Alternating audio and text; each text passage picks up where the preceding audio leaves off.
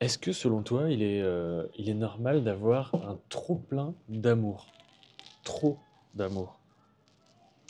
Oui, parce qu'en fait, on est limité avec des limites. Mhm. Et donc même la notion d'accueil de l'énergie amour est limitée. En fait, on va vivre un état d'amour qu'on va considérer intérieurement comme étant maximal. Jusqu'à ce qu'on fasse le choix que c'est pas trop. Et en fait, on va intégrer cet état d'énergie plus grand. Et ensuite, on va atteindre un autre trop plein d'amour Waouh, ok. jusqu'à ce qu'on dise non, ce n'est pas trop. Et on va encore s'élargir dans le champ quantique, dans l'ouverture du cœur et dans la capacité d'accueil de la grâce. On fait de l'espace. C'est ça. Et c'est pareil avec la joie, par exemple.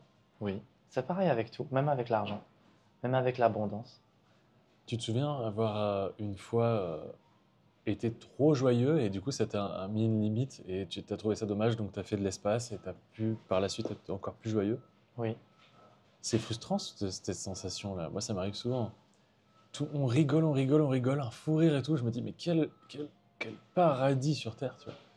Et à un moment, mon cerveau me dit oh là là, hein, pas trop s'emballer parce que à un moment sinon tu vas être triste derrière ou je Ah, sais c'est pas très où, tu vois. intéressant. Et C'est un cas particulier. ok, ah oui, ok. Il faut l'écouter. Alors, par rapport à ce type de trop plein de rire, Mhm. il y a une sécurité du système. Il va venir couper le rire parce que sinon, ça lui fait trop de décharge électromagnétique dans la structure. Ok. Il va faire oh, c'est trop de rire, c'est trop de variations. Donc Et là il a c'est la besoin de revenir à physiologie. oui, voilà, si tu préfères. Il va revenir à un calme. Ok.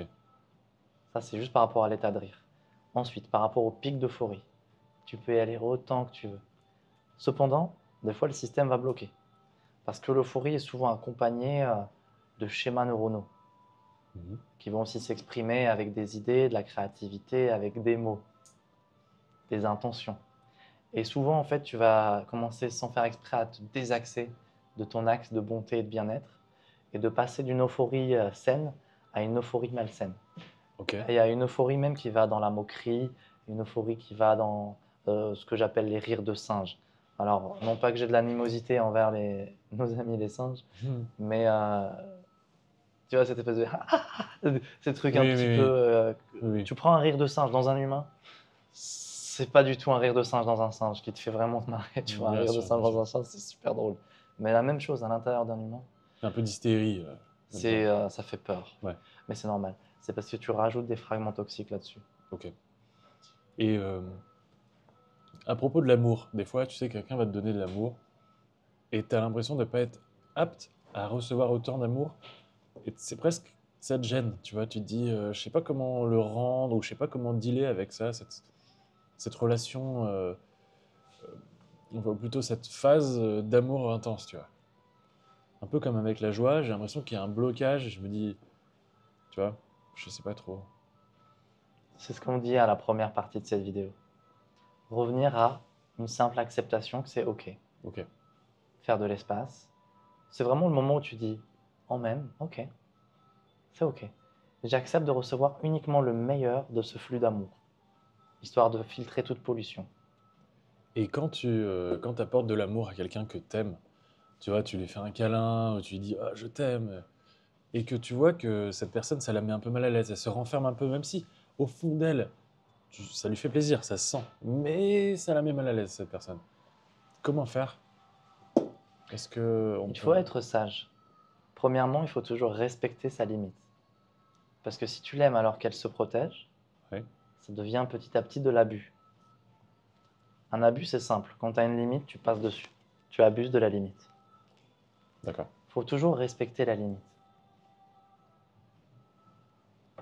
Et tu aimes à distance. Oui. Et ensuite, tu verras que la membrane, elle va faire ah, c'est que de l'amour, ça me veut que du bien.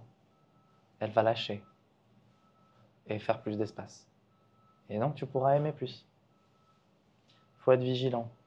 Souvent aussi, un trop plein d'amour qui n'est pas maîtrisé révèle un manque de reconnaissance, un besoin d'affection, une dépendance affective.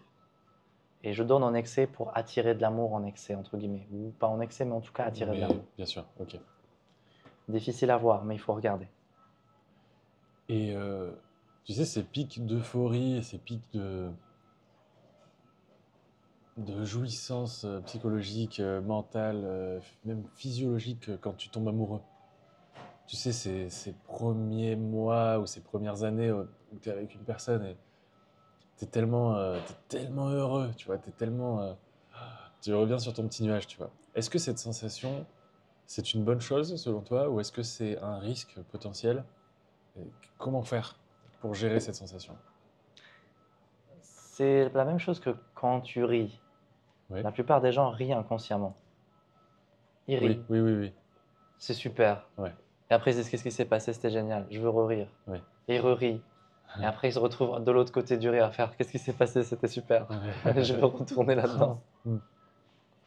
En fait, qu'est-ce qui se passe quand tu rigoles? Allez, on va faire un exercice tous ensemble. Préparez-vous derrière vos écrans à vous taper une grosse barre. Hmm. Ok, là tu souris, même si t'as pas. Il y en a qui se marrent, c'est super. Ok, allez, on se marre.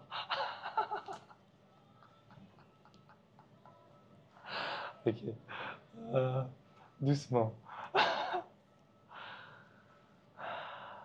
Pendant que tu ris, tu vois, tu as la vibration de rire qui est là, c'est une joie. Et ben prends conscience de cette vibration et nourris-toi. Donne-la, toi. Envoie-la dans tes cellules. Dans tes cellules. Imagine que tes cellules l'absorbent. Donne-toi le rire. C'est une énergie qui passe. Nourris-toi. Il n'y a pas besoin d'une situation particulière pour débloquer un rire, par exemple, quelqu'un qui tombe par terre. Tu peux le faire par toi-même. Oui. Quand tu passes le stade de maître, tu as forcément passé la maîtrise de ton corps émotionnel. Ça ne veut pas dire que tu es euh,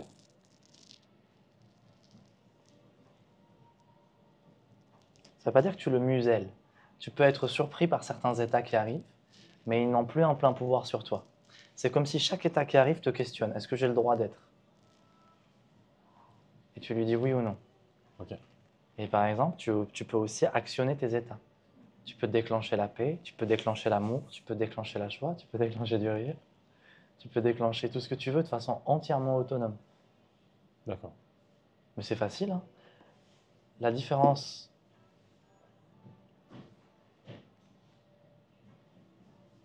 entre quelqu'un qui a intégré l'état de maître et quelqu'un qui ne l'a pas intégré vient de la croyance que quelqu'un ne l'est pas. Que quelqu'un n'est pas un maître, alors que nous sommes tous des maîtres? Potentiellement.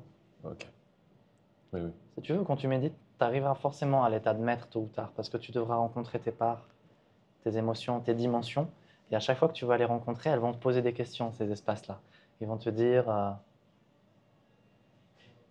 tu m'autorises ou tu m'autorises pas? Oui. À exister. Ouais. Tu peux prendre par exemple un comportement toxique. C'est pas sa question flagrante, mais toi, tu vas te poser la question, tu vas lui dire, waouh, j'ai vraiment ça chez moi, je le laisse ou pas? Je veux pas être toxique pour les autres ou pour moi-même. Je change. Et quand tu changes par ta volonté, par tes demandes, par ton humilité, bah, ta structure ascensionne. Tu changes d'état. Mm. Et forcément, tu te places en maître. Parce que tu commandes. Commander, c'est pas condamner, hein. Tu commandes ton état intérieur.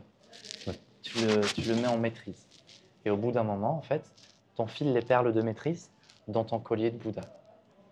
Et au bout d'un certain temps, ton état intérieur a été sanctifié. Il reste que 50 secondes, mais tout à l'heure, tu faisais le lien entre d'être amoureux et le fou rire.